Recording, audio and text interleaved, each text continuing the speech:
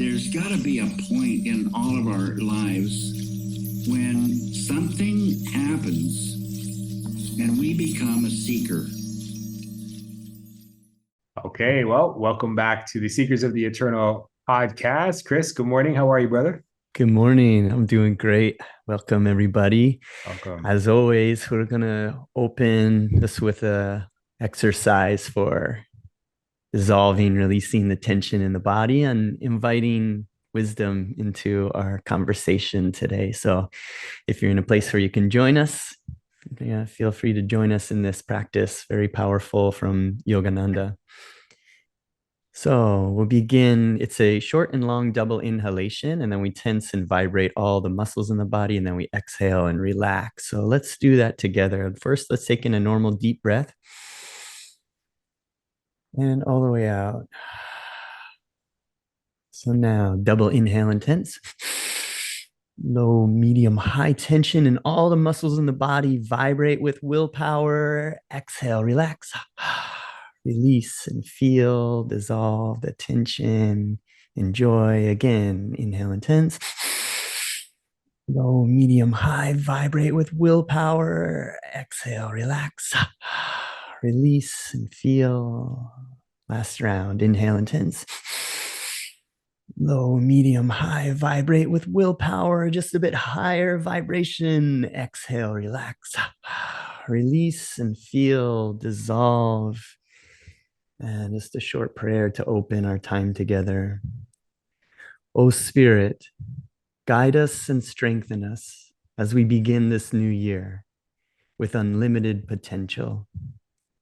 Help us to see all obstacles as opportunities, to deepen our understanding, to expand our consciousness, and to be more purely a channel for your light and love to everyone. Om, peace. Amen. I love starting the podcast with this. Mm-hmm. Yeah, really grounds you.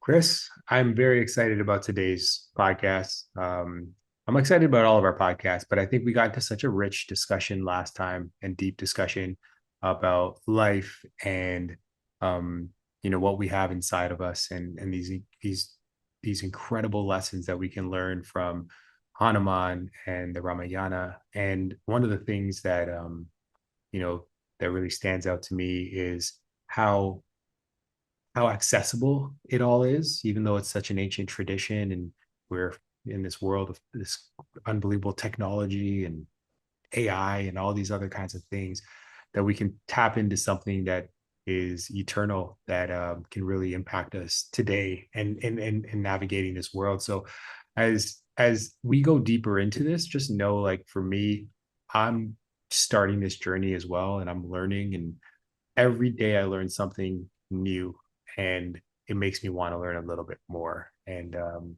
so to be a novice and to be exposed to some of this has just been inspiring, and maybe more so than anything, curious. I'm very curious. Mm-hmm. Yeah, that's what it did for me. It's such, and I think maybe that's why these stories are written in the way that they are. It's ingrained to pass them through time so that they continually are retold. Mm.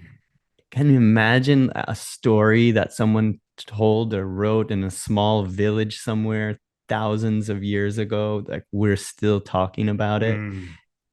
How does that happen? Yeah. Yeah. It's all of the aspects of it are written in a way. Maybe the Vanaras in the story were monkeys. Maybe they weren't.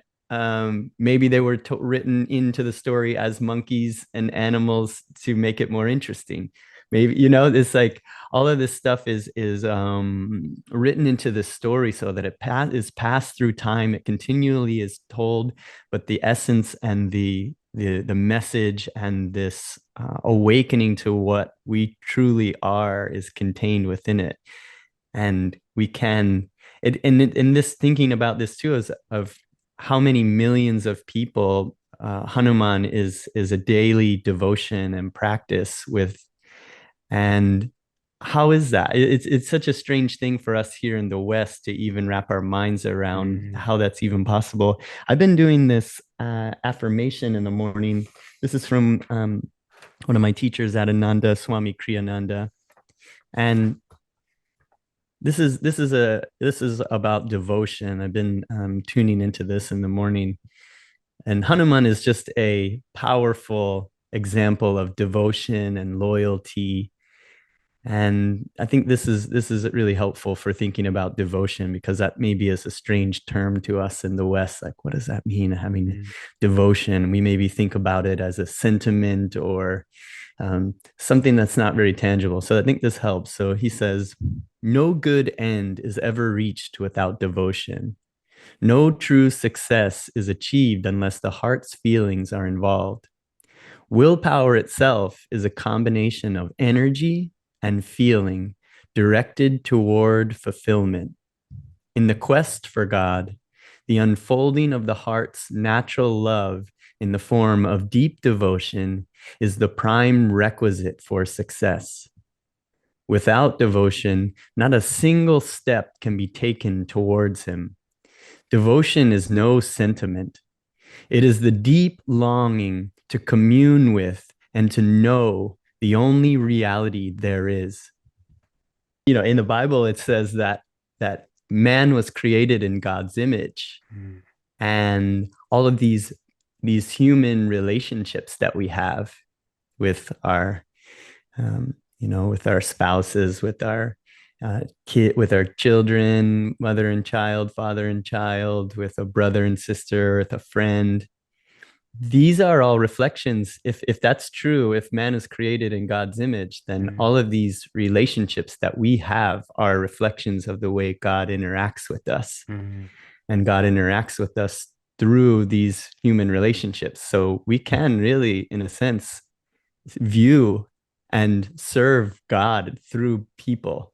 We can see every person in our life as a form of God that's interacting with us. And if we treat it like that, and that's what Hanuman does, he sees Ram as God. He says, when I don't know who I am, I serve you. And when I do know who I am you. And we are all that one singular consciousness serving ourselves by serving others. And we can bring it even into business, into our careers, that we are serving God through our careers. And when I say God, I mean you're serving yourself. You're serving the only one. I love that at the end of this is devotion is no sentiment. It's a devotion is no sentiment. It is a deep longing to commune with and to know the only reality there is. That's what awakened in me during psychedelic experiences, this deep longing to commune with and to know the only reality there is. Because we get caught up in all of the fears and all of the to-do lists and all the things we've got going on here on earth, and earning money and worries about this and that. None of those things are actually reality. Those are the story that we're playing, the role that we're in. And we want to have a harmonious life that's not full of chaos. So we're taking care of all of these things, but we should be. And what I'm learning is that all of those things that are coming, that we're balancing and harmonizing, keeping our lives from being in chaos, I'm now doing all of those things in order to better commune with and to know the only reality there is.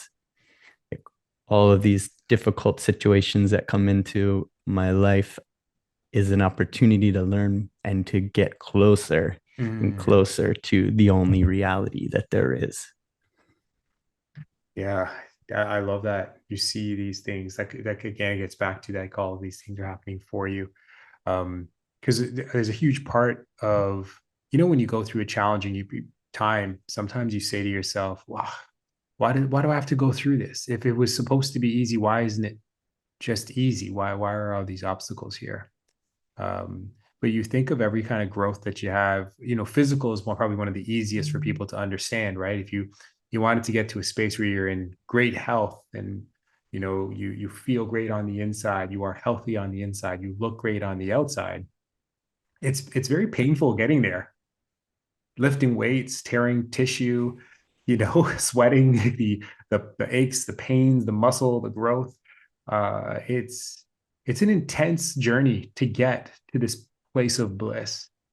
It always seems like it's that. If you think of someone who's built a business for themselves, or you think of someone who has a wonderful relationship with their partner, they usually talk about the struggles that they went through and the challenges and the heartache and the pain and the failure in order for them to feel some level of bliss or success in their business or in their relationships. It's always the journey that leads you to where you're trying to get to. And the more painful the journey, it seems, the more blissful the experience at the end of the rainbow. Yeah, what a story you get to share too. Yeah. Nobody wants to hear a story that has none of the ups and downs. Right. It'd be like, I inherited a bunch of money and I opened this business and a bunch of other people ran it for me. And now I'm living in a mansion. Nobody cares. Yeah. In fact, it's the opposite. Usually people when they hear those kinds of things, there's like spite or, it incites all of the things within other people that, are not becoming. And Yogananda would say that people who actually do like sort of easily draw, like when abundance easily comes to them and they don't really have to work hard for it, it means that they worked hard for it in past lives and that now they're reaping this good karma in this life. But the danger is if you are someone where money comes to you really easily and all of that, you can just like float through this life and then not learn and grow, where you were on a path of this deep determination and this willpower to accomplish what you were meant to do, and you did it and you were being good to people, and then you were born in a life of more luxury and in ease, and then you let down your guard and then you got lazy. So you developed a drinking habit and a buying habit and all this kind of stuff, and then you started treating people poorly, and then in your next life you have to do it again. Do it all over again. Yeah, you know what? It could be the ultimate test. You could have struggled to get there, and then you get what you've been hoping for. This like easy road, no obstacles, just luxury. Yeah. And then that's the ultimate test, because the test now is like, did you deserve it? And now when you have all these things, do you hoard them? Do they define who you are? Or do you share them? Do you create an easier life for other people? Do you help them to achieve their dreams, to experience what you're experiencing? I noticed that I don't know if this was an article that I read or a video that I watched. They were talking about Japanese culture. And again, this is hearsay. I didn't have this. I don't know the data on this, but I believe from what I saw or what I heard, that in Japan, the average CEO or business owner makes the top earning is not very high. I think the average CEO makes like $250,000 a year, whereas in the West, I think they use the US, I think it's like in the millions, like exponentially higher. And in Japan, I believe that the mindset is that there is enough. There is a moment where you feel like, okay, well, this is enough, and anything more than that should be given back to helping to build or create or what have you. Whereas in the West, especially through social media, you see it all the time, where it just seems like the accumulation is the goal. It can never be enough. It's like I'm empty without this, and I need to compete against my friend or my neighbor or this other business because they seem to have more than I do. So I need a bigger yacht, a bigger house, a bigger pool, a faster car, in order for me to be relevant or, to have some form of success in my life. And my spiritual teachers say that if you're in a place in your life now where you there's it's twofold to it. You may have to in your life get to a place where you are chasing after riches. Like you might have to do that so that you can get all those riches, and you can see that no matter how much I earn, I'm still not happy. I still want more. I still can't find it. And you get so frustrated with yourself, and that you realize, like, this isn't getting me anywhere. This isn't a path to happiness. So you might have to actually go through that yourself.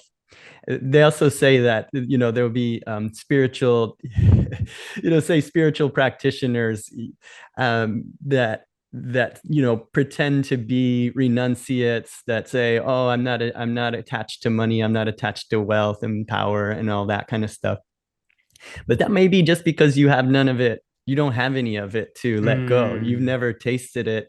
So maybe when you finally do something where you start to earn that money and all that kind of stuff, then you realize, like, whoa, I really am attached to this.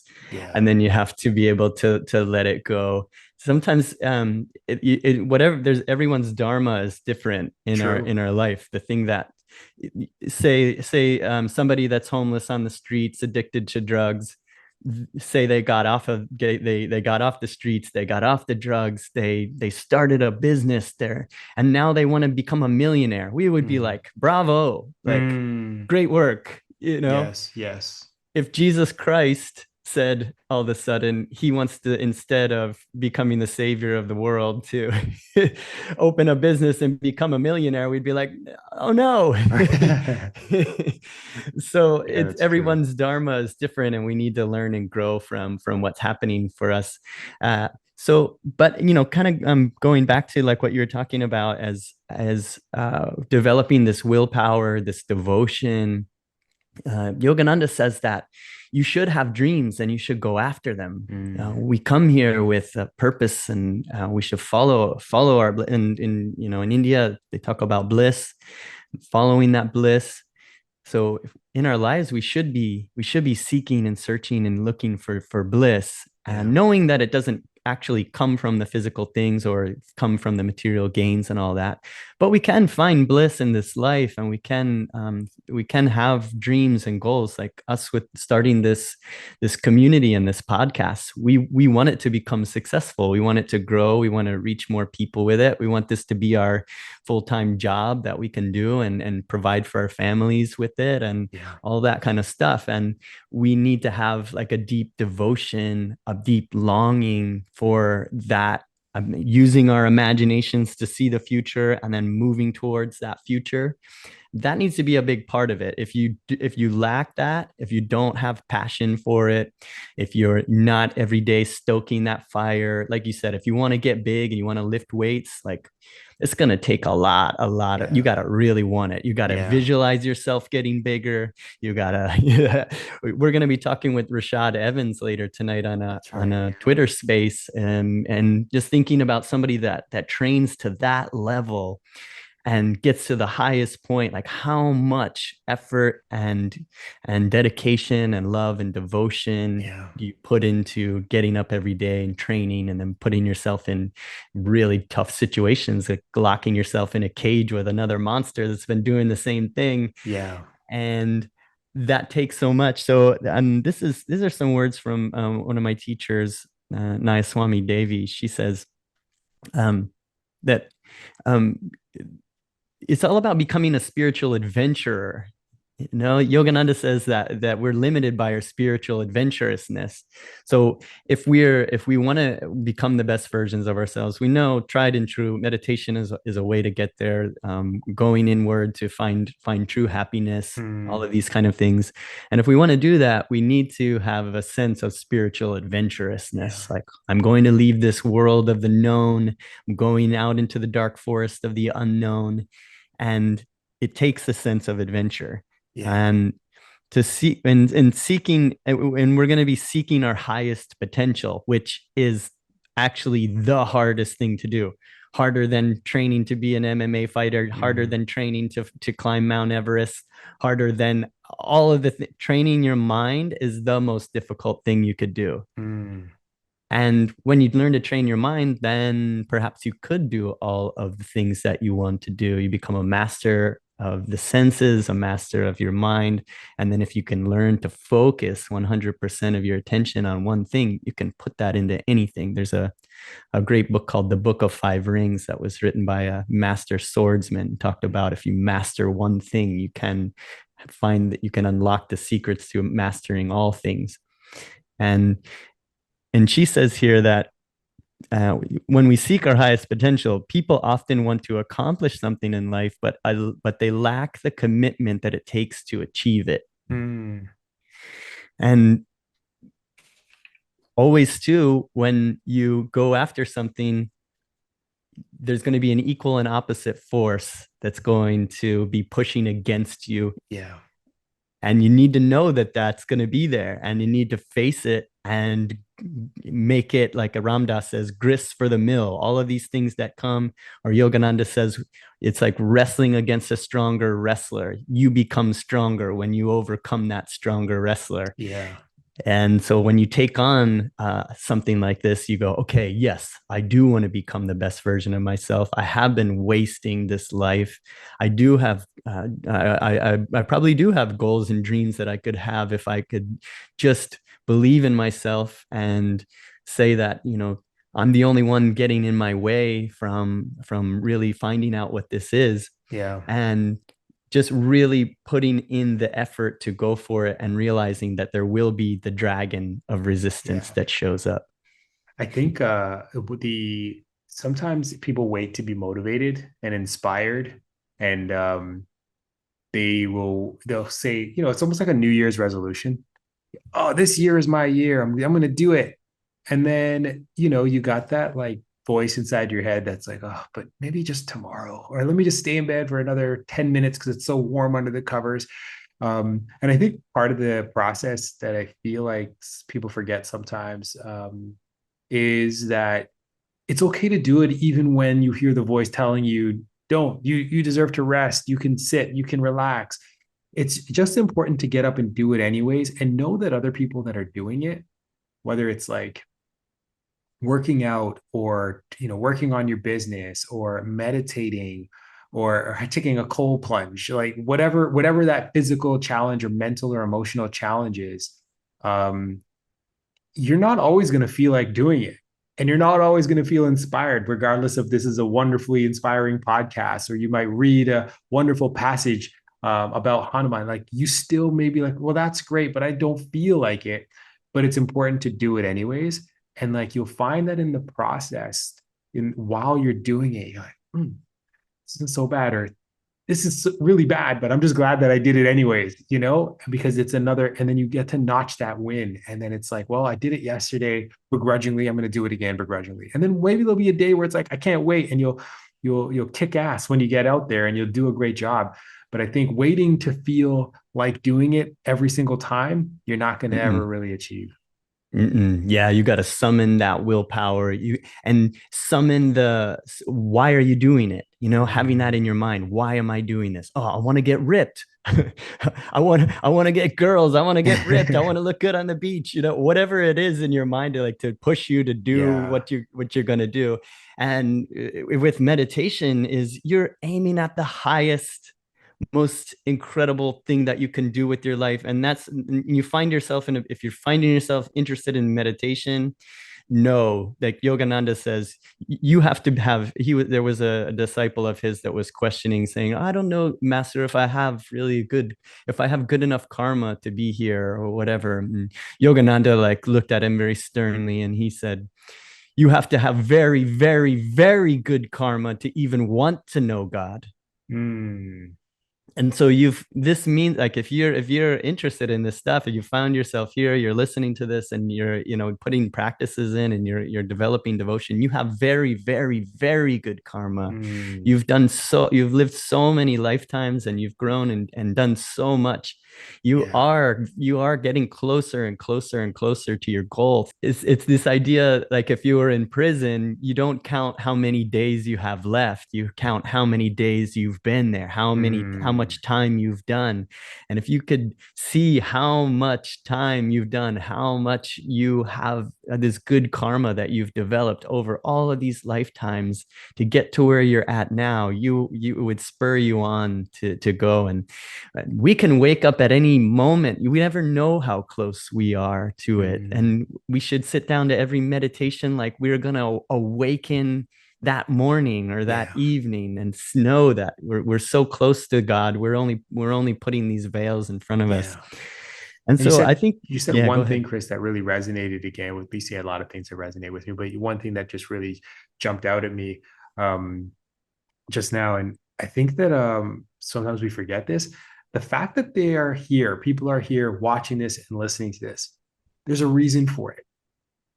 You could ignore it. You could just be like, oh, this person just sent me this link, or, they just want me to listen to it so they can, they can get more people eyes on it.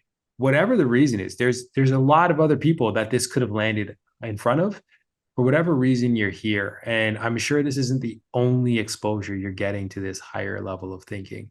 So I hope that people don't just pass this up, and I hope they recognize that we may be the vehicle for the infinite to communicate the message that they are called to do more than what they're doing, and that they're worthy of it, and they deserve it, and they should go after it. And this is just a gentle push in that direction from the infinite. Yeah, I agree. And you can start just taking some time in the morning, maybe 10 minutes of just sitting quiet and just getting used to just being for a little while. And doing that can open up, and just ask, say, I want to know what I'm meant to be doing. If you don't know what that is, say, I want to know, and I'm looking for it. Talk to your higher self. You can use Ganesha. Ganesha is a wonderful a friend that you can have with you. Ganesha, you can use Ganesha. Ganesha loves life and loves food and loves experiences and all of this. You can imagine, you can have a little friend with you. You can use any symbolism that you like, but communicate with your higher self and say, like, I want to know what I'm meant to be doing. I want to know what my purpose is in this moment. And that's how we're approaching this project, and that's how we're approaching this podcast.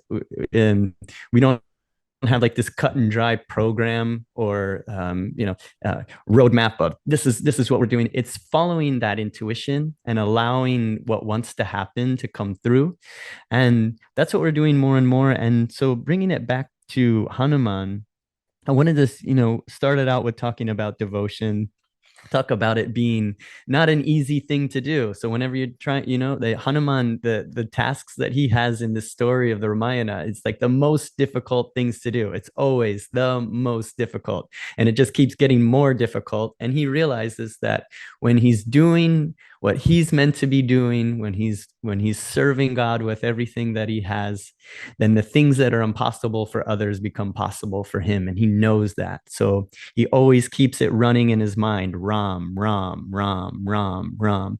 I was thinking this week too, I love the quotes that stand-up session that Bill Hicks did back a long time ago, comedian Bill Hicks. He ended it with just saying that there's always a decision between fear and love.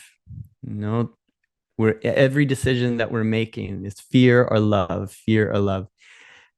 I started doing the mantra after a Bufo session of just whenever I felt it, or whenever I could remember, just chanting love, love, love, love, love, love, love, love, love, love in my mind, so that whenever something comes up, fear or love, love, love, love, love, love, fear or love, love, and that's the same thing with chanting Ram, Ram. Ram is the goodness, Ram is love, Ram is light. Focusing on the light, focusing on the goodness, focusing on hope and beauty. You can focus on anything you like. This world has everything. You want to focus on the darkness. You want to focus on all the things that are going wrong. You want to focus on all the tragedies and all of that kind of stuff. Have at it. You can do that. But if you keep your mind centered on the light and on the goodness and on love, then you become you become a vehicle of light and love that you can share with others. And if we are, and then every time we get a chance to choose, fear makes us cut corners. Fear makes us Yeah. make bad decisions. Fear makes us react poorly to other people. And I'll get into Hanuman. I just had one more thought. This came into me this week, something I've been kind of playing with, just a little mental flip.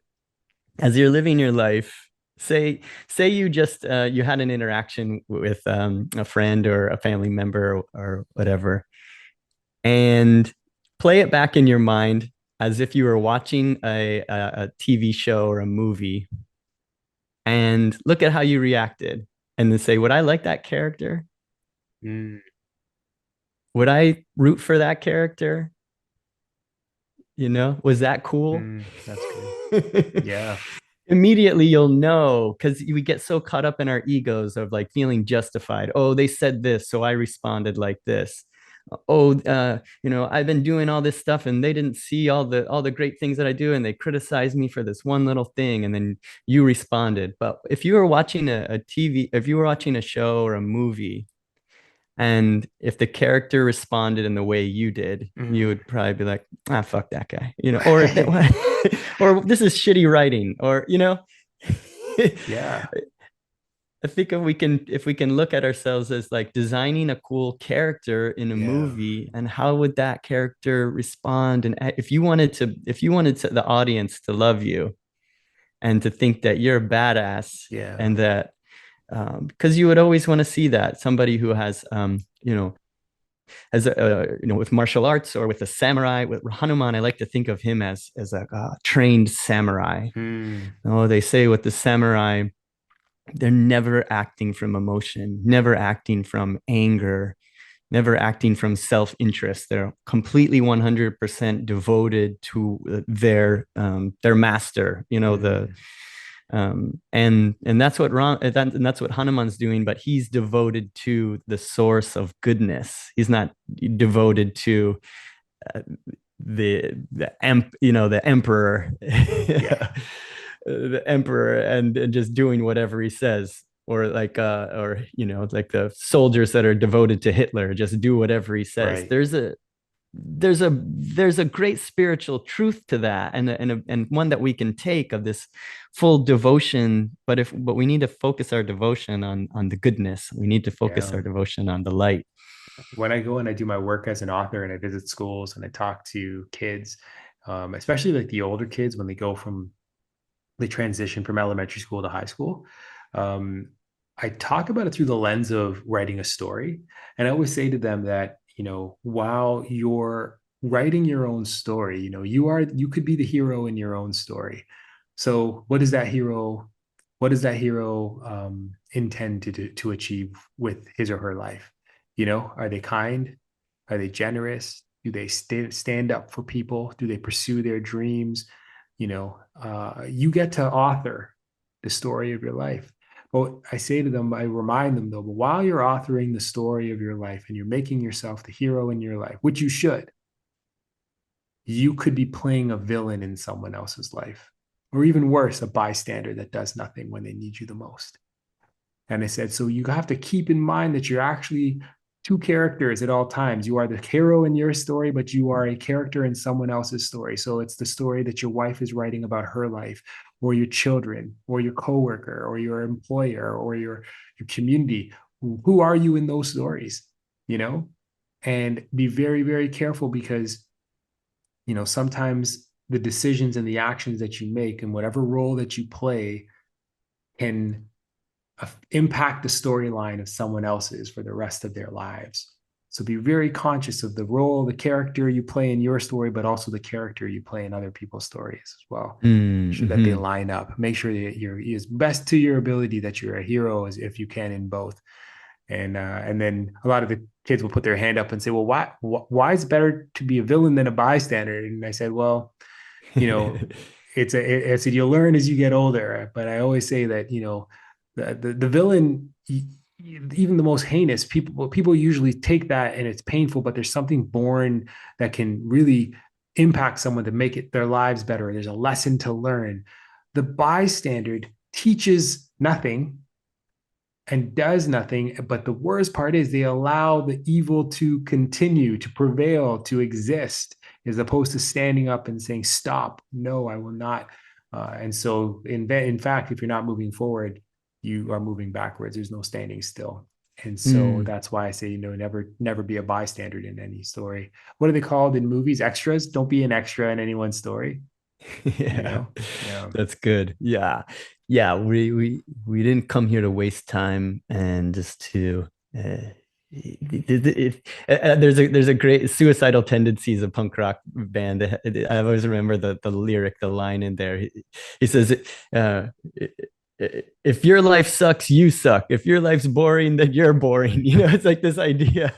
It's like it's what we make it. It's always what Yeah. we make it. Yeah. We get dealt a hand. So many people have been dealt a terrible hand of cards in their life, but then turn that into something amazing. Yeah. And that's what we're here to do, is to always is to at least be in the game, be in the movie, take chances, believe in yourself, and Yeah. learn and grow, and know that you're not always gonna get it right the first time, and then and just keep going with it. So yeah, I love that. It's a good thing for kids to learn. I'm so glad that you're teaching that to kids early. Yeah, I was conscious of that when I was younger. I think I would have made less mistakes if I was just conscious of the fact that I was, writing a story and I was playing a character in someone else's. But yeah, I'll go into that a little bit more. But let's dig into Hanuman and some of the lessons. We got into some really great conversation in the last podcast as well. We touched on just one of the many epic stories of Hanuman. So this is part two of our previous podcast, and we're going to dig into a couple more stories here and some of the lessons that we can take away. Mhm. And what's amazing with this story of Hanuman, the Ramayana, you could use this completely as your spiritual practice. With the you could make this your meditation focus. You could use the image of Hanuman and the story of Hanuman to be the channel of the divine into your life in such a fun way. I wanted to read some of the verses from the Hanuman Chalisa. This was the first poet that put the story of the Ramayana into Sanskrit. He also wrote these 40 verses of Hanuman in the Chalisa. And in the story so we talked a little bit about last week, that Hanuman needed to be reminded that he had these superpowers that he had forgotten. And this Hanuman Chalisa is written for us to remind Hanuman of his powers so that he can awaken in this reality that we're in. If we don't tune into this and we don't chant the Hanuman Chalisa, then he remains dormant, doesn't have the superpowers. And of course, there's many different avenues. This is one. You can use Hanuman, a way to awaken Hanuman. And when you awaken Hanuman, what you're really doing is awakening yourself. You're awakening your true superpowers, because the more that you tune into this, you realize, like, wow, I have all of these superpowers too. And then it gives you this power. So I just wanted to read a few lines of this to get a sense of this Hanuman Chalisa. They say there's a great book called Flow of Grace by Krishna Das, where he talks about his relationship with the Hanuman Chalisa, and then talks about his learning to chant it and to sing these devotional kirtans with people. He has an amazing story. But just to read a few of these here, he says, I've edited this a little bit, taken out some of the names that are harder to pronounce and stuff. It starts out by saying, I don't know anything, so I remember you, son of the wind. Give me strength, intelligence, and wisdom, and remove my impurities and sorrows. Hail, Hanuman, ocean of wisdom. Hail to you, Lord of monkeys. You light up the three worlds. You are Ram's messenger, the abode of immeasurable power. Anjani's son, named Son of the Wind. Great hero, you are as mighty as a thunderbolt, remover of negative thoughts and companion of the good. Golden hued and splendidly adorned with heavy earrings and curly locks, In your hands shine mace and banner. A sacred thread adorns your shoulder. You are an incarnation of Shiva and Kasari's son. Your glory is renowned throughout the world. You are supremely wise, virtuous, and ever clever, ever eager to do Ram's work. You delight in hearing of the Lord's deeds. Ram, Lakshman, and Sita dwell in your heart. Assuming a tiny form, you appeared to Sita. In an awesome form, you burned Lanka. Taking a dreadful form, you slaughtered the demons, completing Lord Ram's work. Bringing the life-giving herb, you revived Lakshman, Sri Ram, embraced and you revived Lakshman, and Sri Ram embraced you with delight. Thousands of mouths will sing your fame. Even though the sun is millions of miles away, you swallowed it, thinking it to be a sweet fruit. Holding the Lord's ring in your mouth, it's no surprise that you leapt over the ocean. Every difficult task in this world becomes easy by your grace. And there's 40 lines of this, and chanting this and recognizing this and tuning into it, it teaches about the qualities that we could empower ourselves with, and we can ask Hanuman to give us these powers. We're really just asking our higher self to give us things. And I think it's important. For me, a lot of, and I think a lot of other spiritual practitioners will say, "Oh, I'm not asking for anything. I don't need anything. There's nothing that I want." And thinking you're being humble and thinking you're being a good devotee. But if you're not asking for things, for me in my life, like there's things that I think would really benefit me if I asked for them and I went for them and I planted seeds. I have trouble remembering people's names, and I hate it. I wish I was better at it. I have trouble with the directions. If I'm in a driving, I get kind of confused if I'm in a different place that I don't understand or whatever. I'd like to be a wonderful spouse. I'd love to be a wonderful brother, a son, all of these different things that we can ask for. Yeah. And we can meditate and just daily stoke that, ask for it. So actually, I started doing this hero's journey themed guided meditation. We did it with the group last night. I recorded it, so I'm actually going to edit it and put it out so people can practice with this. And it's a meditation for seeing yourself as a hero, seeing yourself as a warrior, heeding the call to adventure, leaving the world of the known behind, the physical world, and going into the unknown world of the inner darkness, and facing the dragon of mind chatter that arises. As you do that, you're all right. I carved out this time. I'm going to do this. It's like an hour and a half that we spend together chanting and doing this meditation, and whatever it took for you to get there. I know it was a lot of different things that you had to do to carve out the time. And then you're like, yes, I'm a warrior. I'm going to do this. I'm here with this group. I'm tuning into this energy. I'm feeling this. And then you get there and you're doing the technique. And then all of a sudden you find yourself just drifted off into thinking about some nonsense, wasting your time.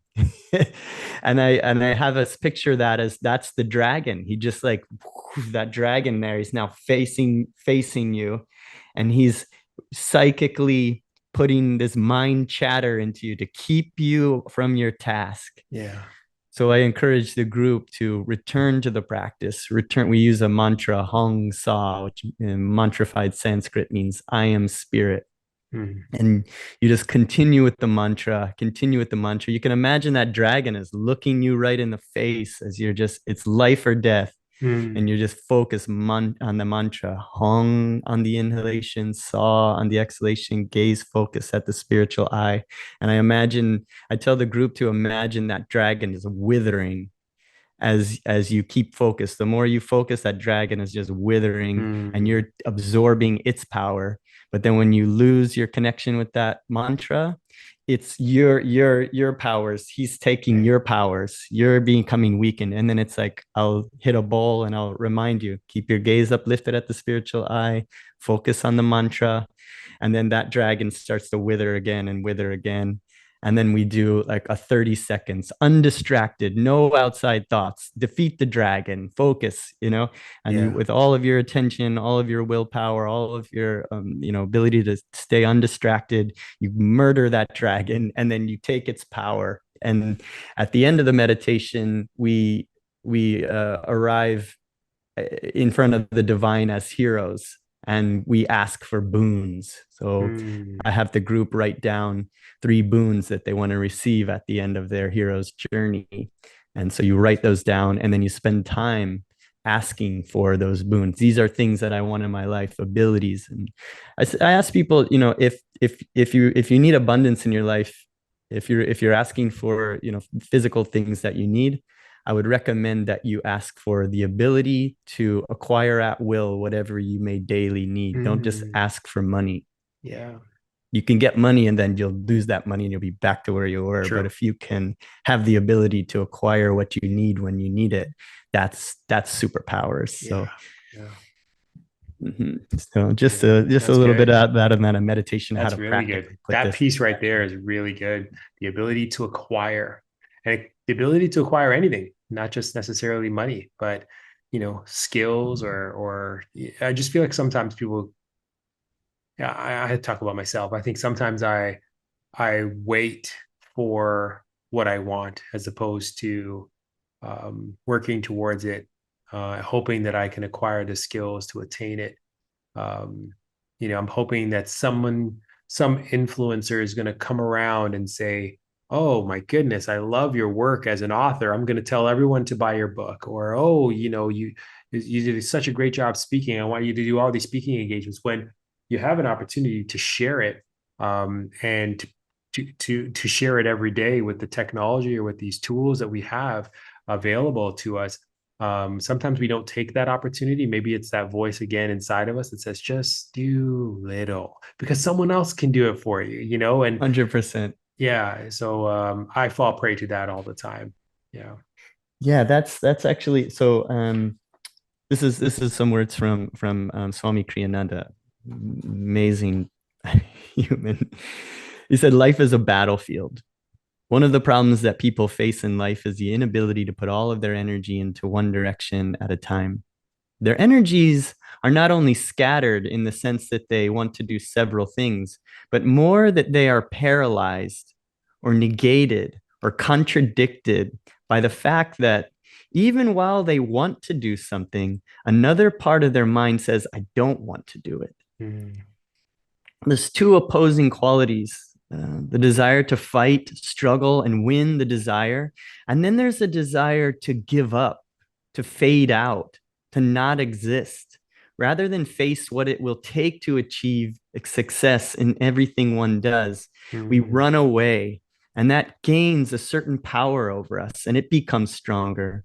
But if we summon up the strength and say, yes, I can do it, summon up the courage to want with full enthusiasm. Yeah.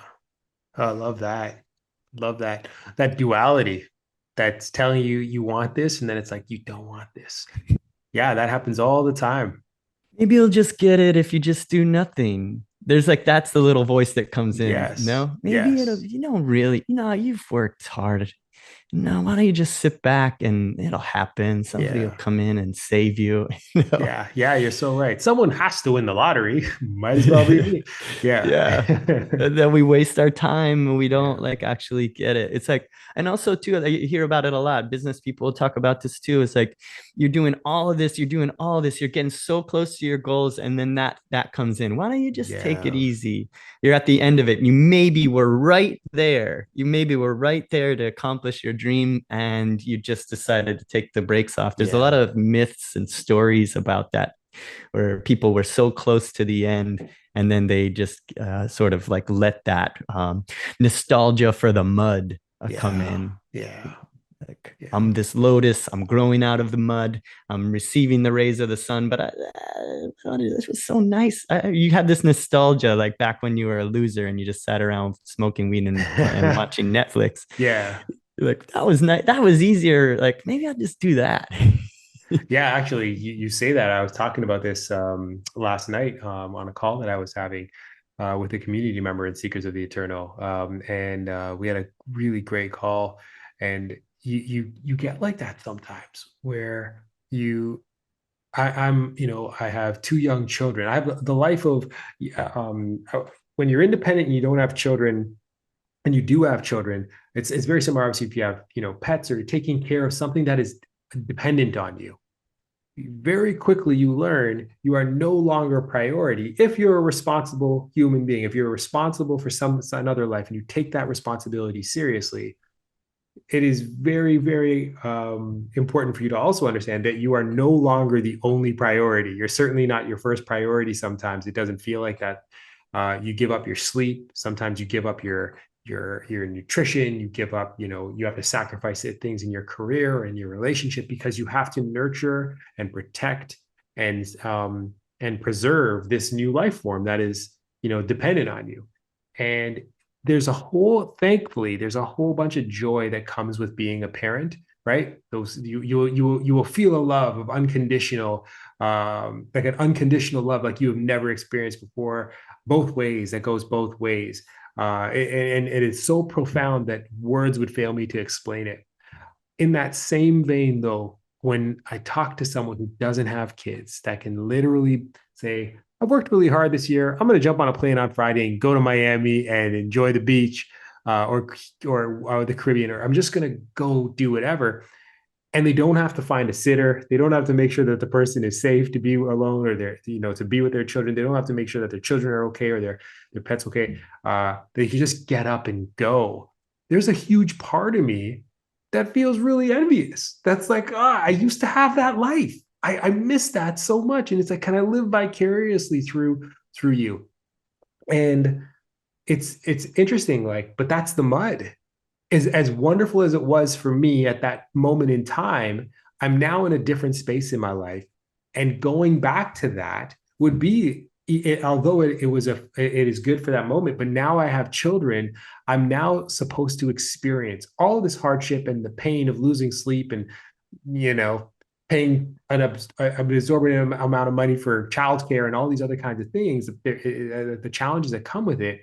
There is the most beautiful experience that I also have to get, that I get to experience as a parent. And Mm-hmm.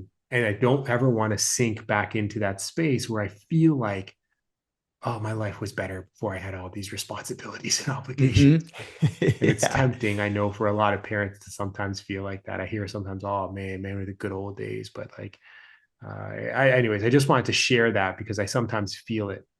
Mm-hmm. Yeah, we all do in different ways. Yeah. Yeah. Like, then this thing goes back to what you were saying, just being in the game, be in the movie. If you were still there without having gone through all of these things, you wouldn't be the person that you are now. You Yeah. wouldn't have all of the wisdom and the character and those things. So Yeah. yeah, Yeah. it's worth it. So we're just trying to tell everybody it's worth it. Like, the struggle is Yes. worth it. It's worth Yes. being in the game, even though the things are difficult. I mean, being an artist, I think the reason why people respect artists, I've been a professional artist for the last 20 years. And I think what impresses people about that is that it's hard. It's like it's a hard thing to get into. It's a hard thing to earn a living with. You have to spend long, long hours by yourself. You have to do so much inner work to pull out something that anybody's going to care about. uh, it's something that you have to balance all of your life situations and all of that kind of stuff, and be able to step out of that and then open yourself up to creativity and have that always on every day.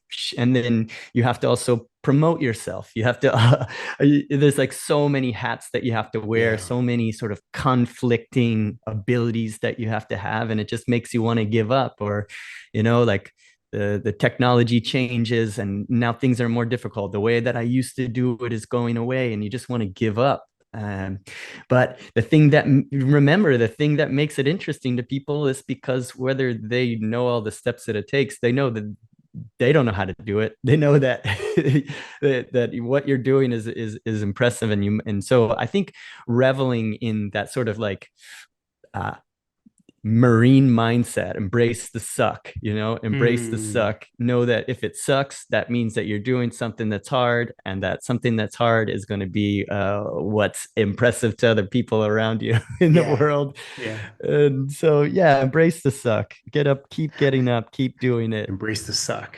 I like that. And so I think so last week we were talking about the superpowers of Hanuman. And we first were talking about the first superpower, which is his ability to become small and humble. Even though he has all of this infinite ability, strength, power, he knows when to turn it on to become small and to become humble. Mm, And when I was reading those lines from the Hanuman Chalisa, Hanuman knew to become small when he went into he had to sneak into the gates of Lanka where the demon king Ravana had Sita held prisoner.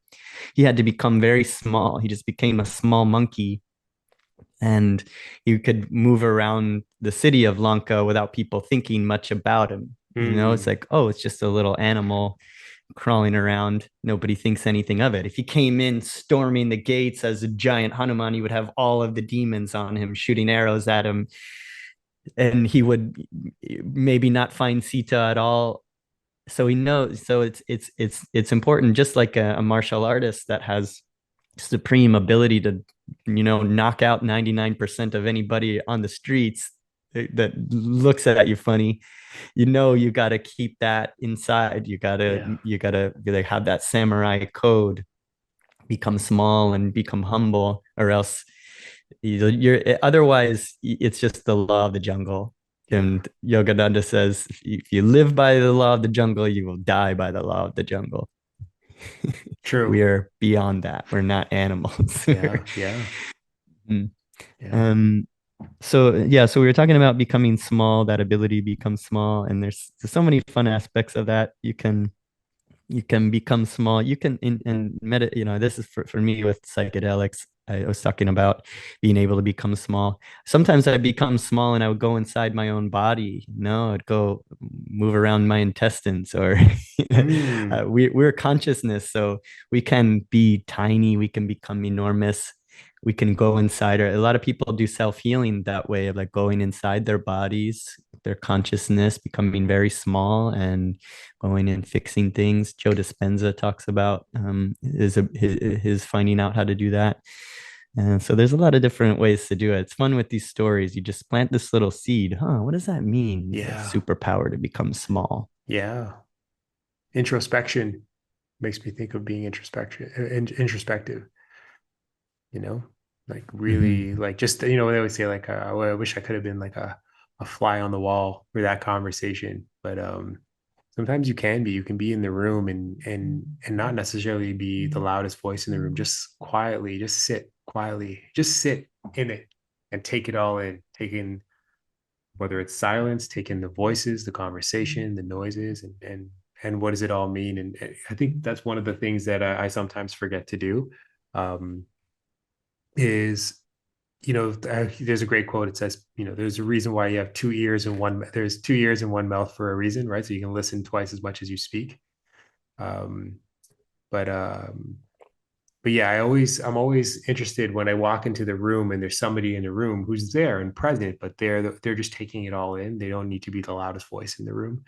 I'm always curious about that person the most. I wonder what they're thinking about, but they're making themselves so small that if no one's paying attention, you would hardly notice that they were even there. Um, Mhm. but they may be when they walk out of that room, they get to leave with the most.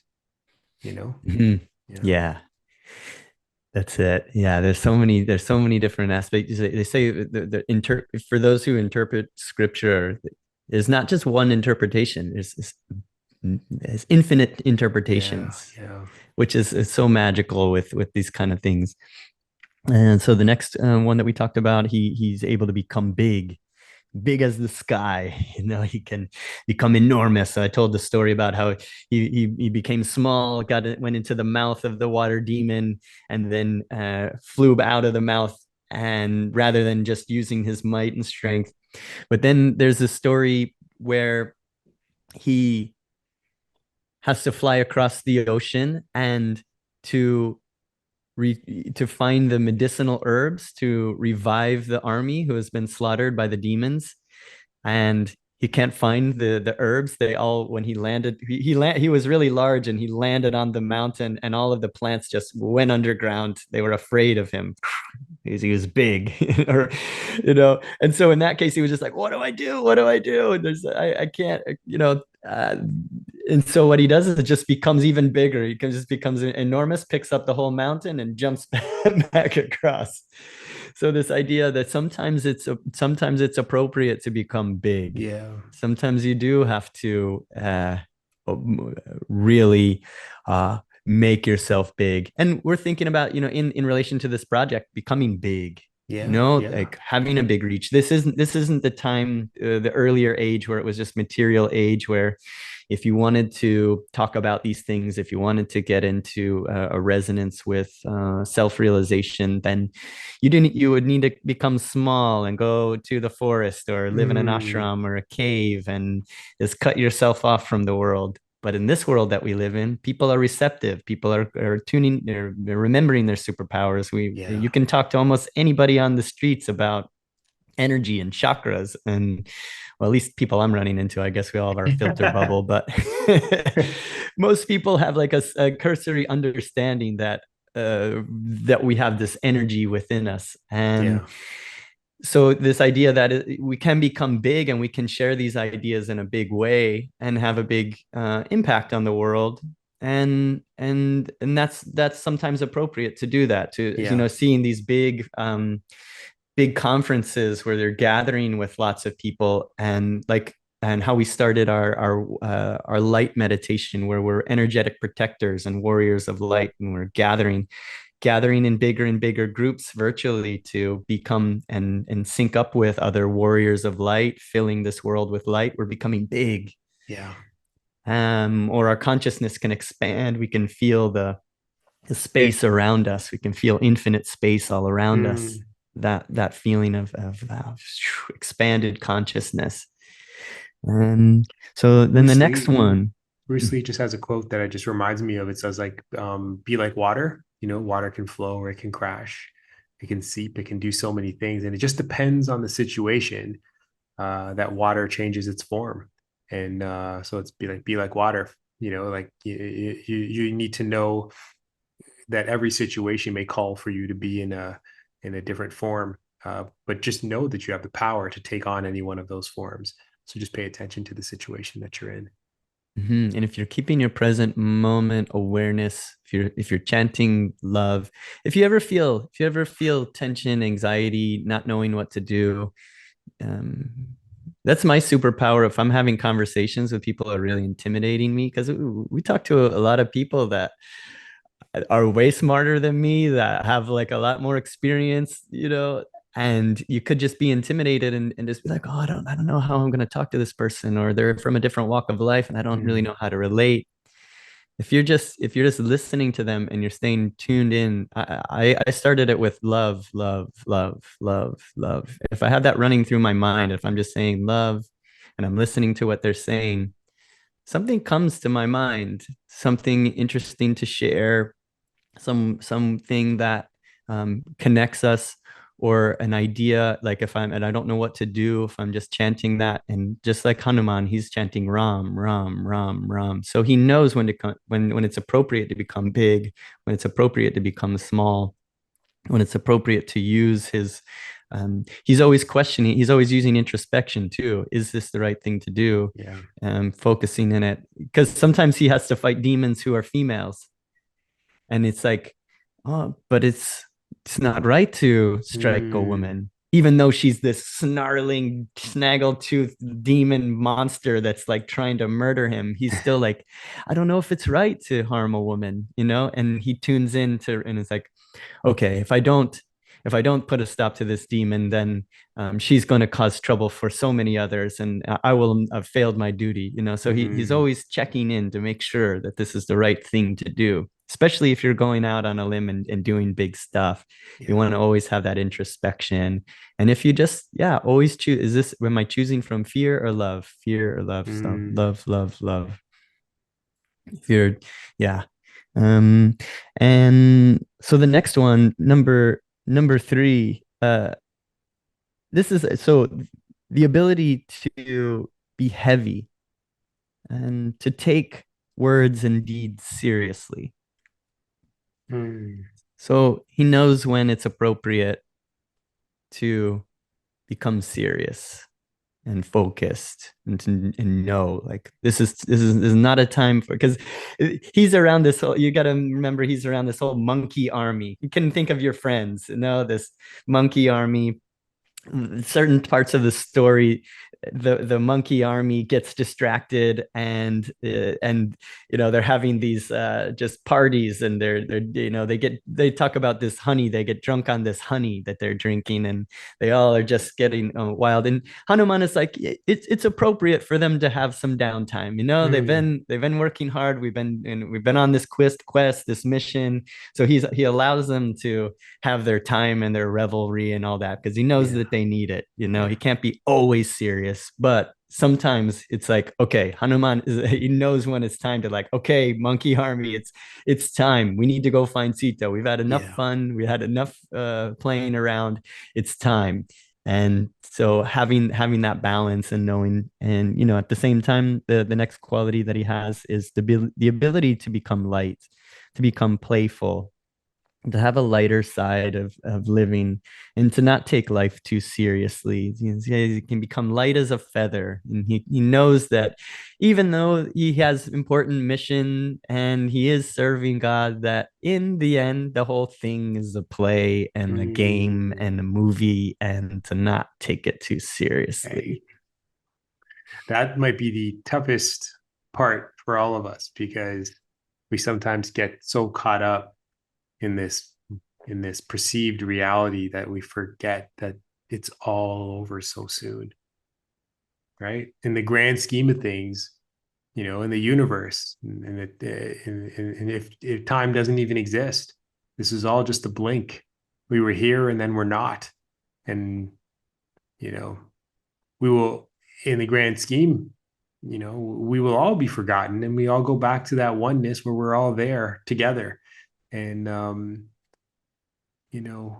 was a really good reminder, just that this is as serious as it gets, and it's not serious at all.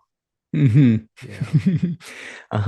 makes me think of Illuminati Congo is this conscious hip hop artist that I really like. He posted something on Instagram. We're actually gonna be doing a podcast with him soon. He just agreed to come on the show, so that'll be really fun to talk to him. He's got some great he's always posting just awesome insights. He was saying that on his last Instagram post, that life and death are not opposites. Birth and death are opposites. That death doesn't, it's that life continues. Like there's never going to be there's never going to be a time where we're not alive. Right. So the body might die. The story of our life might fade like a dream, that when you wake up. So it's going to feel, this is the great sages say, and the experiences I've had with psychedelics, your life that you've been living, you're so concerned with, you're so feeling it's so important, and all these things are so important, and you die, and then you leave this body, and that life is just going to fade like a dream. Yeah. But you'll still be conscious. And then that which occupies, as the Bhagavad Gita says, that which occupies the mind at the moment of death determines the destination of the dying. So it might fade, and then you could just go right back into, it's not like there's physical reality. It's not like this physical world really exists. There's just your consciousness. So if you start dwelling on the same things that you were thinking about bam, like a dream, you're back in it again. And Swami Kriyananda, somebody was asking him what happens when you die. He's like, nothing. Wow. Nothing. You're just you, and you're always you. So, and you could just, what's going to happen is if you're just so unaware and not spending time to be in the present moment, not putting Yeah. any of these things into practice, you'll just hit play again on the game, and you're Yeah. back in it. You Yeah. don't even know. We're all waiting for this moment of death, and it's just like you might miss it. Yeah, and I think like that's kind of why if you think of like life in general as like stages, nothing happens because who we are exists and it goes to wherever the next place is. Hopefully you don't come back here. Hopefully you learn and you can progress to wherever this next beautiful experience exists. But while we're here, while we all have this opportunity to experience, life in this way, in this vessel, we might as well make the most of it, right? Push the boundaries, push it as far as you can, figure what you can do in this reality, because you may never get a chance to do this again. So And there's no hopefully, better vessel. This is yeah, the one. This is the one yes, that you selected. This is the one that your yeah, higher self like knew. that's right. This is the one where you're gonna learn and you're gonna grow and you have the most opportunity to do Yes, something awesome. yeah, And we always are looking at somebody else like, I wish I had what they had. I wish I was more like them. I wish I had their physique or their beauty or their ability, their skills and stuff like that. So there's no better vessel than the one that you're in, and the yeah. There's a difficulties that reason you're why you born with. chose that vessel. Yeah, that's right. There was probably lessons that you needed to learn. There was experiences that you wanted to experience, and then this was the life in order for you to have those experiences and those lessons. You chose it over Beethoven's and Mozart's and Michelangelo's and Michael Jordan's and Gandhi's and Martin Luther King Jr. They chose those vessels. Those were lessons that they needed and experiences that they needed. You chose yours. And so Mm-hmm. figure out what those are and learn from them and enjoy it and appreciate it. Yeah, you really do have all of the things that are necessary to do the things that you're meant to do in this life. And when Yeah. you're, like we keep saying, that when you're on your path doing what you're meant to be doing, that which is impossible for others is possible for you. I mean, I've seen Mm, skateboarders with no legs kick flipping stairs. It's like mm, with one leg, a fake leg, and doing these kind of things. It's like, how is that possible? Why would yeah. you even think that you could do that? But Yeah. they know that they're going to do it, and they do it. There's nothing that you can't do if you put your mind to it. And that's what Hanuman teaches us over and over. There's nothing that you can't do. When it seems grim, that's when it's time to buckle down and focus. Like, tune in. There's an opportunity, like we talked about, crisis, danger, and opportunity. Okay, a crisis comes. What are you gonna do? You're gonna freak out and woe is me, and you're gonna get scared, or you're gonna, oh wait, what was I supposed to do? Okay, love, love, love, Mm, love, love, love. Okay, and then you calm yourself down. You realize this is the crucial moment. It doesn't feel like a good crucial moment, but this is your moment in the movie. Everybody's watching. They're gonna see what you're gonna do. Are you gonna just, if you were watching the movie, what would you want that character to do? Would you want them? I like to think about that. It's like I'm in this weird psychological, cool, like psychedelic movie where, okay, this thing comes up. It's really difficult. All right, it I imagine maybe in the movie, like it runs my thoughts to the audience is tuning into what I'm thinking about, and they're watching, and so it's like, okay, now's not the time to be afraid. Now's not the time to give up and to think that this crisis came and it's going to ruin all of my plans and take me out and ruin my life. No, what was it? Oh, okay. Tune in, love. Crisis is opportunity. This is the moment. There's mm, something that I'm missing. There's an opportunity that's here. And where is it? I'm looking for it. I'm focused. Talking to my higher self, talking to my yeah. guru, like, show me, show me. I'm listening. I want to see it. And then that will come to you. And then you'll be able to tell the story. No, it was in this dark moment. And that was the time. That was when I had to really like focus. Yeah. So, Chris, if you don't mind, would you tell the story of Hanuman on that beach with all of the fallen soldiers and what he commits to doing and how he finds that inner belief and the faith that the soldiers had in Hanuman? So there's a point in the story where all of the monkey army is throwing everything they've got at the demons, and Ravana, the 10-headed demon king, he's even resurrected his brother Kumbhakarna, the most fearsome demon. And they have these demons. There, you can imagine like the Emperor in Star Wars. They also have divine weapons. No, like Emperor can shoot lightning out of his hands. He's he's got superpower. He's got these spiritual powers, but he's using them for dark. And in Star Wars, if you notice, what they're always looking for in a dark lord, in a Sith lord, is the lack of conflict. No conflict, no empathy, no wavering. And it works both ways. So if you're not going to waver, if you have no conflict and you're always choosing the light, then you're a Jedi and you have the full force of the universe and nature on your side, and you will succeed against the darkness. The dark side has that same thing. They're always looking for no conflict. Like Darth Vader had that little bit of conflict, and that's what the Emperor saw it as, that made him weak. Right.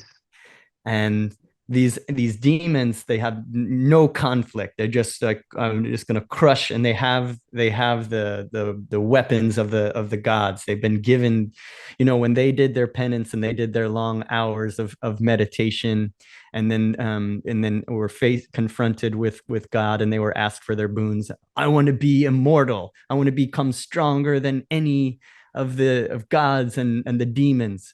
And in this story, the demon king Ravana left out men and animals because he didn't even think that they're worthy of mentioning. So that's why you have a army of men and animals fighting against the demons, because they're the only ones that can destroy it. They have infinite power over all of the gods and the demons, and so this is why that you have this just like really like this army that seems impossible against this foe. And so these demons are throwing everything, these divine weapons. There's a specific name for the weapon that is, you can think of it like you've got like a nuclear bomb. Like the army has this now weapon that just will destroy any of the forces of good, and just inflicts this weapon, boom, and then just the whole battlefield is just annihilated. All of those who are fighting for good, probably even a lot of the demons, are just destroyed and just like withering on the ground. And they say Jambavan, sometimes he's a monkey in the story, sometimes he's a bear. He's calling out, is Hanuman still alive? Is Hanuman still alive? And he's almost dying himself, just like, is Hanuman? And they're like, why are you asking for Hanuman? Why aren't you asking for Ram? And he's like, if Hanuman is still alive, we still have a chance. And there's also a part in the story, Krishna Das talks about how Ram, who is the incarnation of Vishnu, the preserver. And at one point, Rama's brother Lakshman asks Ram, like, Ram, you're the emperor of the universe. You're the preserver. You're the source of all creation. You have infinite power. Like, why are you letting this happen to us? Why aren't you just destroying the darkness? And he says, when the universe is in trouble, they call to me. When I am in trouble, I wait for Hanuman. Wow. And so in this story, it is Hanuman who is the one who is always there. They say that this spirit of Hanuman, this force, this entity of Hanuman, always exists in the universe as long as these stories continue to be told. So his spirit, that reviving spirit, it's never completely lost as long as these stories are still being told. And that's a metaphor here too as well. It's like, is Hanuman still alive? Is there a little spark? Are there people on earth that are still telling this story? Are there still people who are interested? Is that spark of Hanuman still alive, or has it been completely decimated?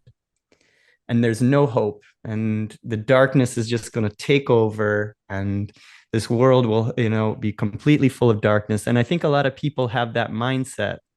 You see so many movies of dystopian futures, or the good being snuffed out by the darkness. But there's always one the hero of hope. There's always, at least in a good movie. I don't. It would be a terrible movie that doesn't at least have that spark of hope. And so, are there still people out there who are keeping this hope alive, that are holding vigil, And the books, like the great sages and all that, they say that even if all of the books are destroyed, all of the great teachers that are sharing this light and this wisdom, even if they're all wiped out, that this spirit of goodness will return, and these teachings will return like mathematics. It's true. It's not that it's dependent on certain teachers to be telling it. Right. And Hanuman is like that. It's energy. He's an infinite and eternal presence and energy here that's on the earth. So for me, a part of the reason why I like to create this artwork and I like to talk about Hanuman is that at least I'm still talking I'm still telling the story. Yes. So many millions of others are still telling this story and keeping this hope alive. So you can look at it now. Imagine if it was way worse on Earth. We have so many things that are terrible here. We do have nuclear weapons that could be deployed at any minute. We do have pandemics, and we're on the verge of world wars, and there's wars going on, and there's famine and people starving and all of this kind of stuff. Yeah. So back to our story, is Hanuman still alive? Hanuman is barely alive. It's like, yes, I'm alive, and I have the strength to fly across the ocean. So Jambavan says, Hanuman, fly to the Himalayas. There's a secret medicinal herbs that we can make an elixir from, and if you go find them and bring them back, we can revive the army of good, and we can destroy the demons. And it seems so grim, but Hanuman says, yes, I can, like same thing. I can, and I will, and he just leaps, flies across the ocean. And like we were talking about, lands on that mountain, and all of the plants just go underground in fear. And now it's even worse. Like, what do I do? So in that same way, he becomes big, picks up the whole mountain, flies across, and he's so big with this mountain. They say like he comes close to the sun, and the sun is it's like a vaporizer. It's vaporizing the plants that are these medicinal plants that are on this Himalayan mountain that he's carrying, and it's making this vapor. And even before he gets to the battlefield, that vapor just descends down onto the battlefield, and then all of the forces of good are just like reviving, and they're stronger and better than they were before then he got there. So they all just, like the army of the dead, they come back to life and charge, And so that's, I think, also too what I imagine, what I envision as we do this Warriors of Light meditation that we're doing weekly. It's I'm polling everybody here to see if we should do it on Tuesdays or Thursdays mornings, like maybe around 11 a.m. Eastern. And in my mind, that's what we're doing. Even if you look around and the army is decimated, all of the good seems to be fizzled out in the universe. Depends where you look. I see a lot of good and a lot of wonderful, beautiful things happening. But there is a lot of darkness here, and we're in this kind of pivotal, crucial stage in the battle.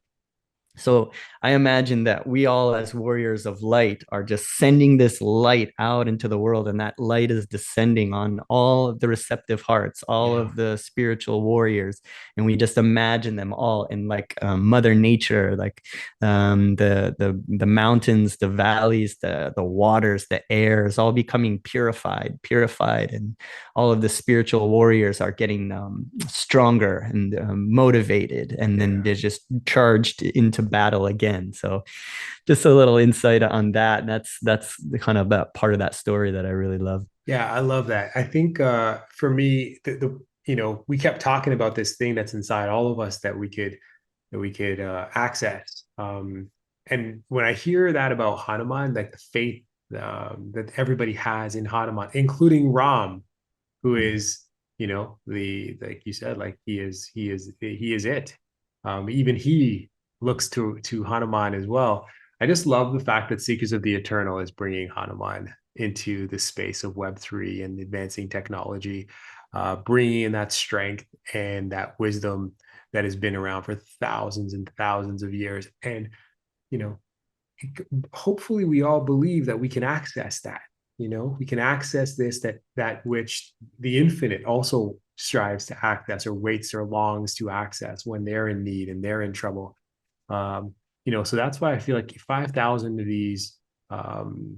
these digital assets that we're, that are called digital assets that we're bringing Hanuman to, everyone gets a chance to hold on to their own, version of Hanuman. And each one comes with its own codex that has a prefix. But do you want to just talk a little bit about that? Like, what is each Hanuman NFT bestowed with? Yeah, we all have. So as you're using these images, and that's why you put images on your altar, or pictures of posters in your room of aspirational characters, whatever. Having this image of Hanuman, you're keeping that light alive. You're saying, in the Bible, there's a story. It's like if there are, if there are only 10 good men, then I won't destroy the earth. I think that I forget what that story. I think it's the flood myth.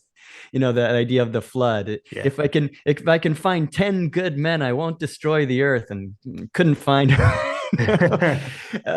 there was only a couple, and they got onto the ark. But in this way, it's like, are there 10 of us that are just keeping this light alive? Are there 20 of us? Are there 30 of us? So having this image of Hanuman, it can be this way of just like tuning into that light and saying, I am a warrior of light. I am on the side of good. I am going to pick up my sword of devotion and overcome my fears, my doubts. I'm not going to be on the sidelines anymore. I'm going to like actually stand up for goodness. And that doesn't have to, I think a lot of times we think all of a sudden like, oh, I have to go out, and a lot of people go on Twitter or things and just start ranting and thinking that they're some kind of like doing some kind of good, but you're just pissing everybody off and creating more division. Don't do that. Like, the idea is that you work on yourself first. Fix your diet, fix your routine, clean your room, fix your relationships, like have a better relationship with your mom or your wife, or become the thing that you would like to see, that world that you imagine, that beautiful world. You have to start doing it yourself. You can't go fix the world if you haven't worked on yourself. So this image of Hanuman it will come to you when what's not so nice and cool about is having 5,000 of them, and then you mint one, and then you get one that the universe divines to you. Everything is a list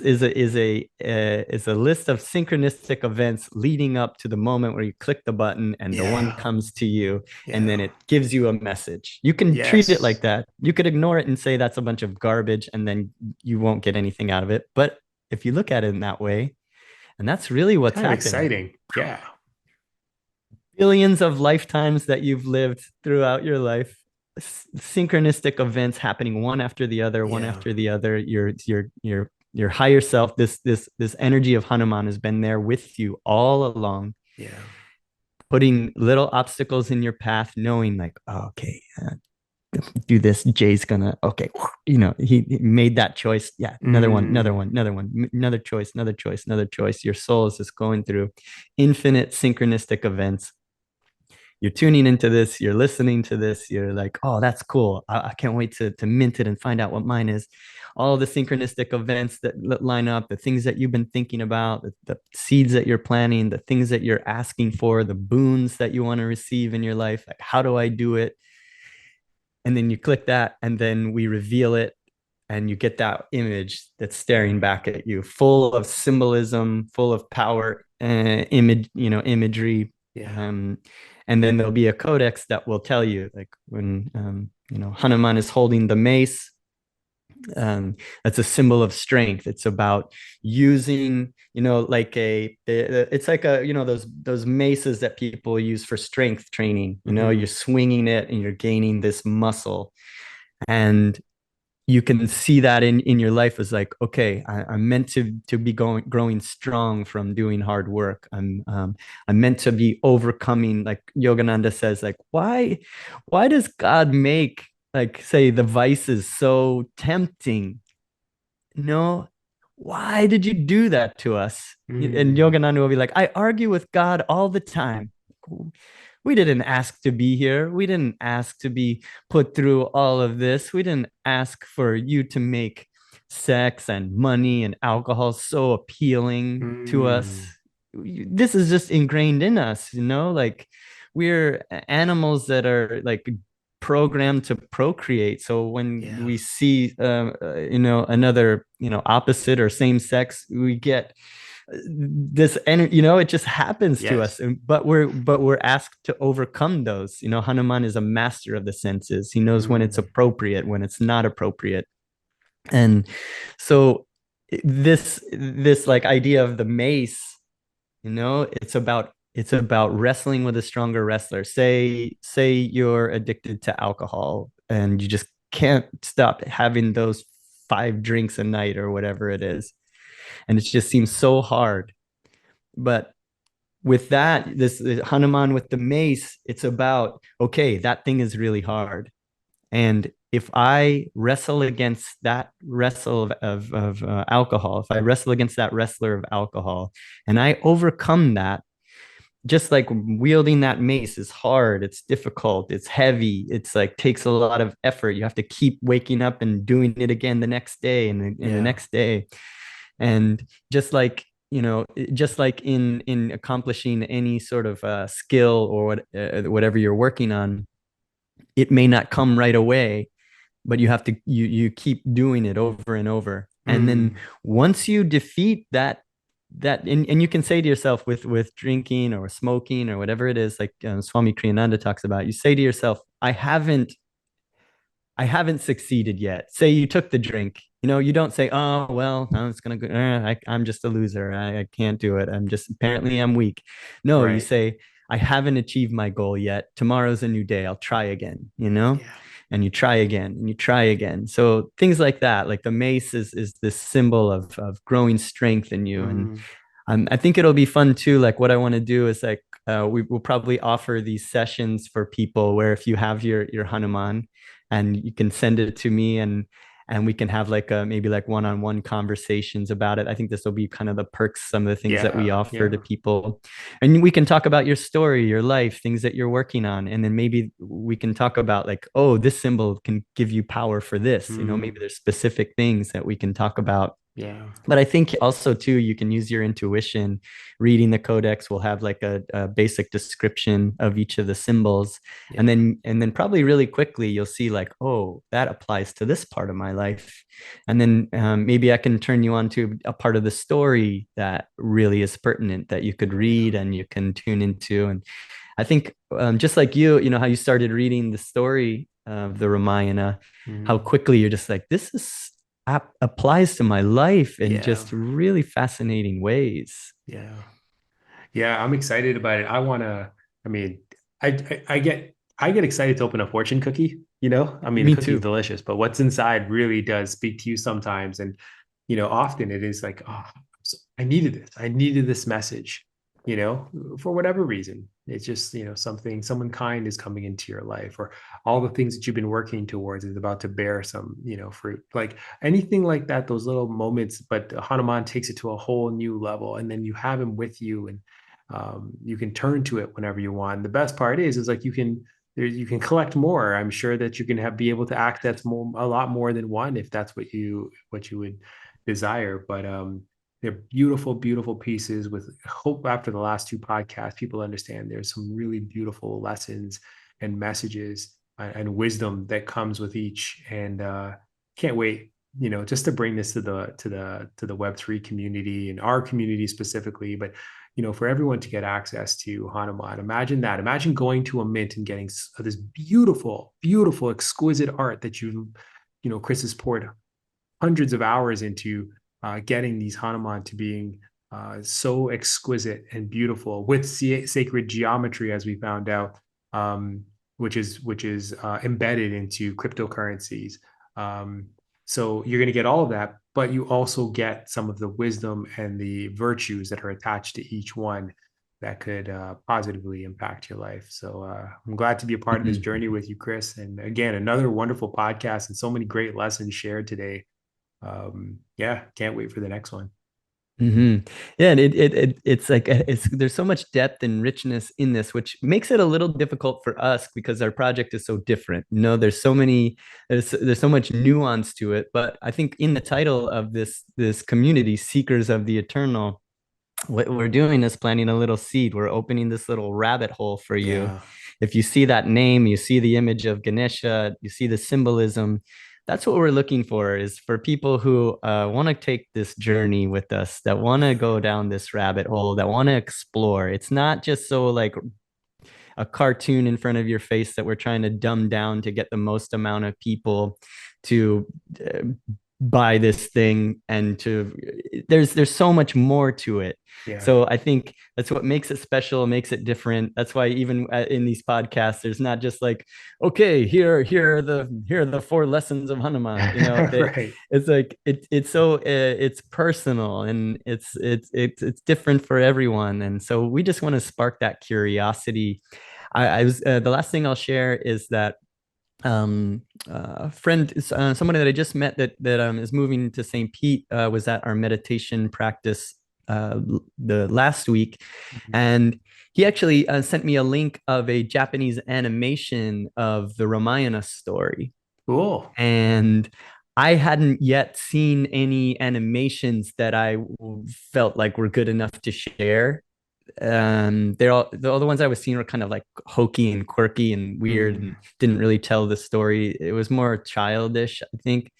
And this one, it's like a straight on like Japanese animation style, Japanese style characters and all this kind of stuff. And I believe it was recorded in English. It was created in 1993.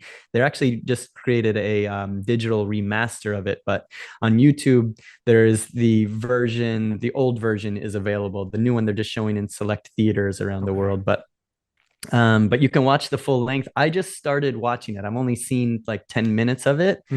And I was like, whoa, like it's right. Like it feels right. Like the story of it. And I was reading a lot of the comments. People from India are like, wow, the Japanese got it right. You know, that so I'm looking forward to watching the rest of that, and I'll post a link. That'll be a way that you can quickly get up to speed with this, because it's so strange that we don't have here's a movie that we're talking about. That would be really cool. You have to like read the full book. Yeah, please do post that link. I can't wait.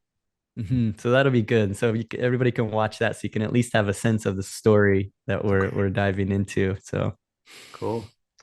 All right. So I guess I'll end as always. Yeah. Before we'll just in the call. We'll just end with some words from Yogananda. And I shared this with the meditation group last night. I'll also be editing the meditation, the hero's journey meditation that I talked about. Okay. And we'll post that as well. That it might take me a little time to edit that, so it'll be later this week. Okay. So words from Yogananda. He says, each morning is the beginning of a new day and a new year. As I cleanse my body and make it fit for the activity of the day, So shall I cleanse my mind of fear, prejudice, and all negation. When you are sick, do not concentrate on the length of your suffering, but picture to yourself the fountain of youthful, healthful years that you have already enjoyed. What you have had, you can have again if you try hard enough. To give up is the difficult, miserable way in the long run, and to try hard until you succeed is the easiest way. Banish sadness with joy. Destroy sickening thoughts of failure with the tonic of success consciousness. Cast sorrows into the flames of happiness. Banish restlessness and ignorance from the shores of your mind. Establish the kingdom of silence within, and the God of happiness will enter without prayer, invitation, or coaxing. Om. Thank you, Chris. Jai Guru, Jai Hanuman. Jai Hanuman. Okay, take care, everyone. See you next week.